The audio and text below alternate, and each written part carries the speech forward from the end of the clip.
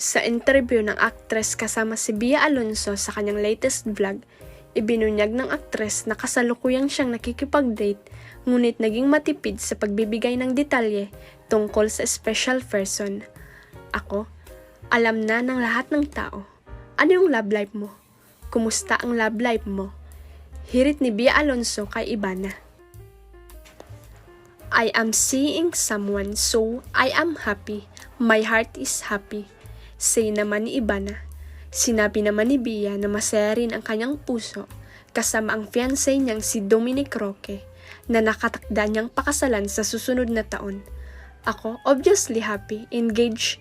Next year na kami magpapakasal. Magpa-family na kami.